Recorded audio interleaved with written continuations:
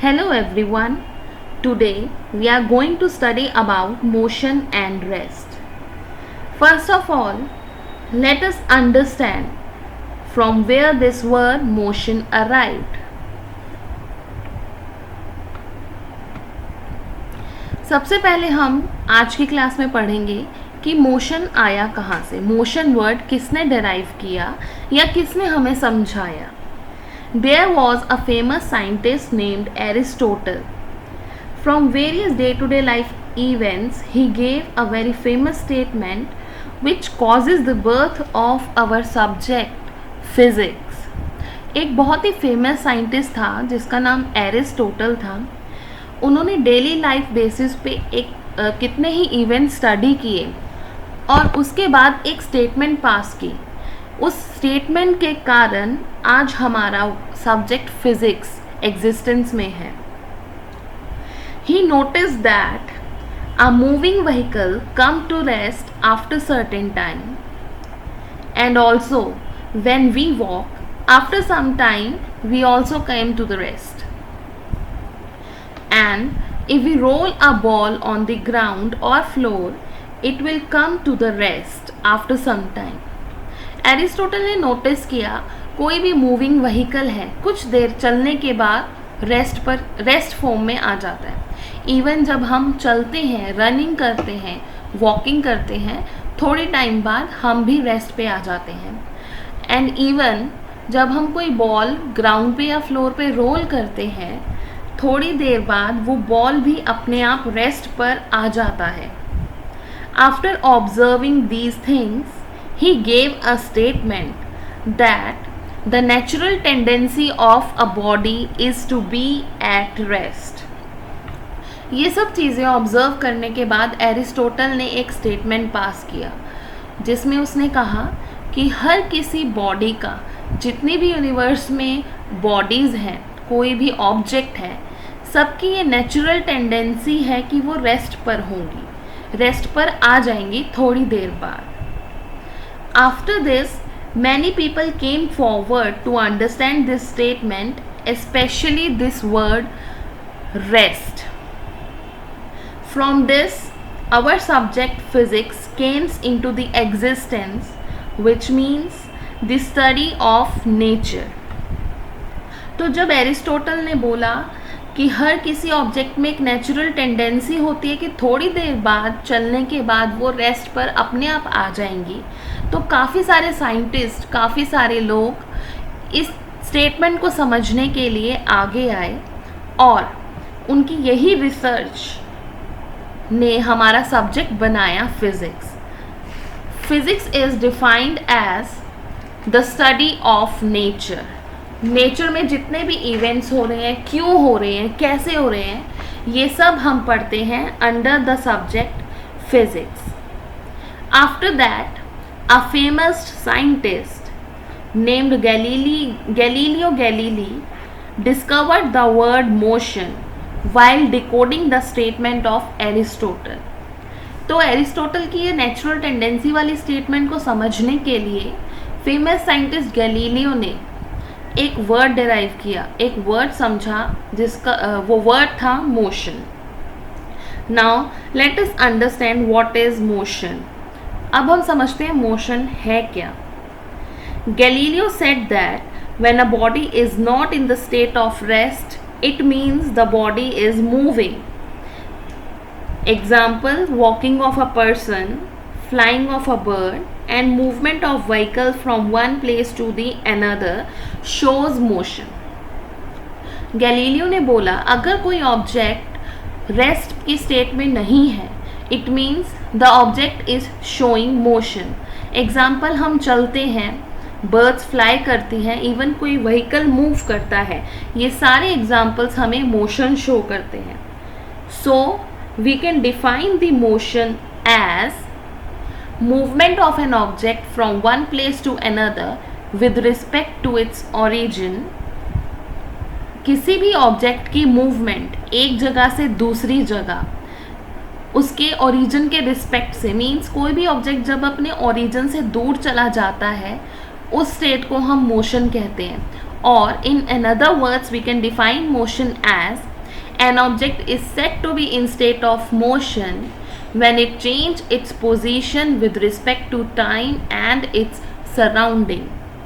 किसी भी ऑब्जेक्ट को हम मोशन करते हुए बोलेंगे जब वो अपनी पोजीशन को चेंज करेगा टाइम के अकॉर्डिंग और उसकी सराउंडिंग्स के according. So these two are the definition of motion.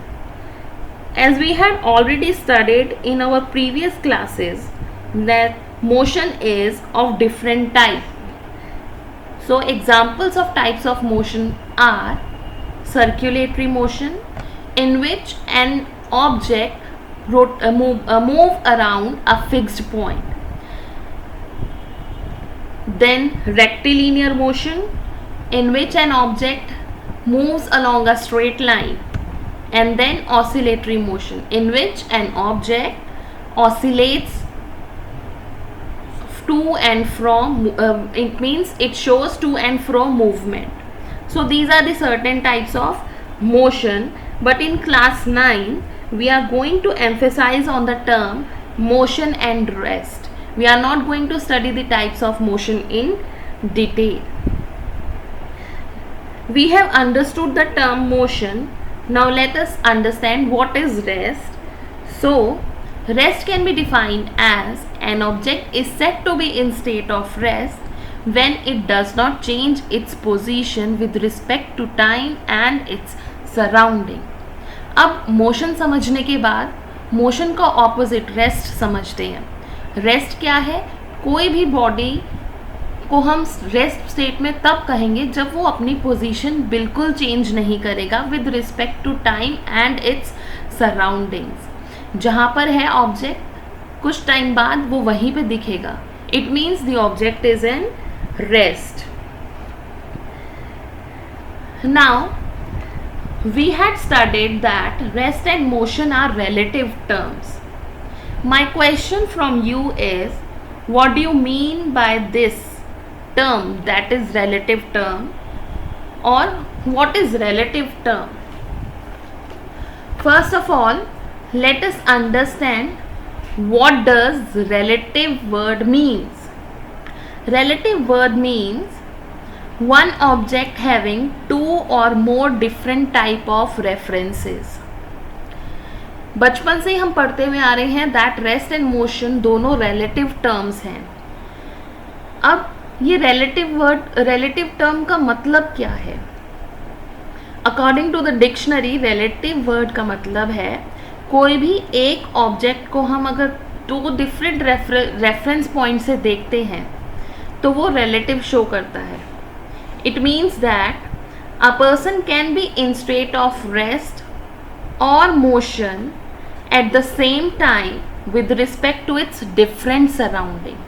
अगर हम किसी भी ऑब्जेक्ट को देखते हैं दो अलग अलग सराउंडिंग से तो वो ऑब्जेक्ट एक ही टाइम पे रेस्ट और मोशन दोनों स्टेट शो कर सकता है. Let us understand this concept with the help of few examples. Let's suppose we are traveling in a train.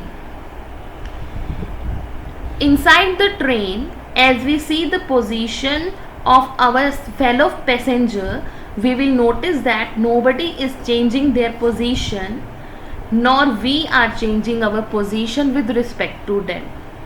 अब हम सोचते हैं लेट्स सपोज हम एक ट्रेन में ट्रैवल कर रहे हैं और अगर हम नोटिस करें तो हमारी पोजीशन चेंज नहीं हो रही है with respect to our respective fellows. Means जो और पैसेंजर्स हैं ट्रेन के अंदर उनकी पोजीशन और हमारी पोजीशन बिल्कुल चेंज नहीं हो रही है एक दूसरे के रिस्पेक्ट में.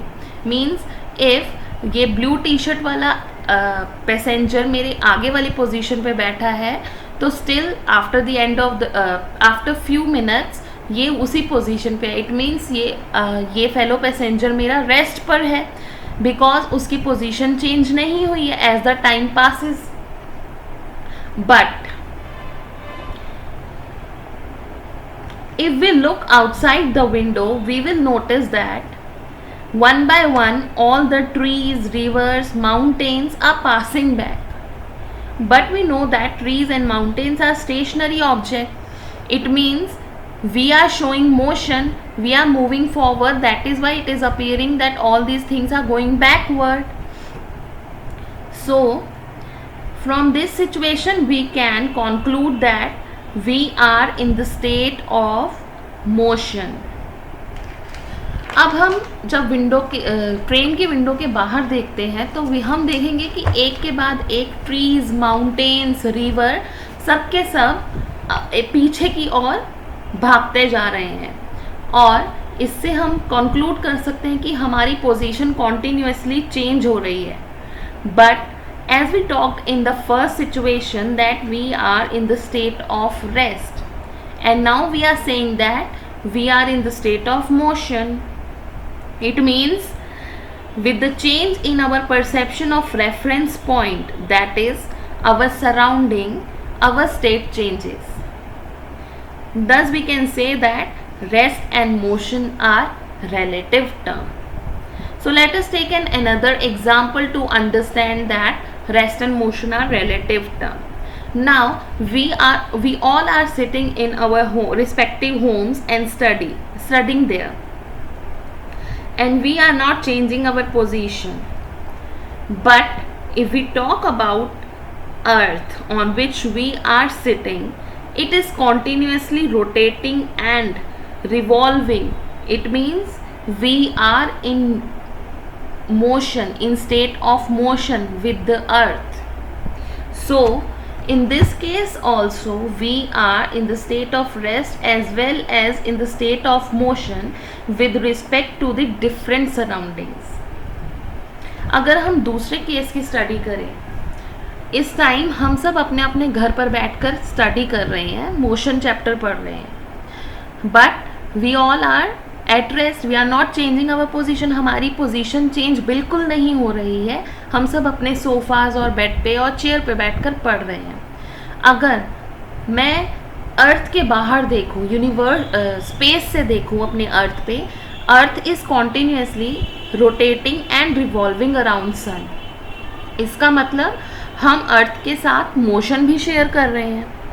सो एक ही टाइम पर we are in the state of rest and motion as well. So that is why we are saying that rest and motion are relative terms. Both are related to each other.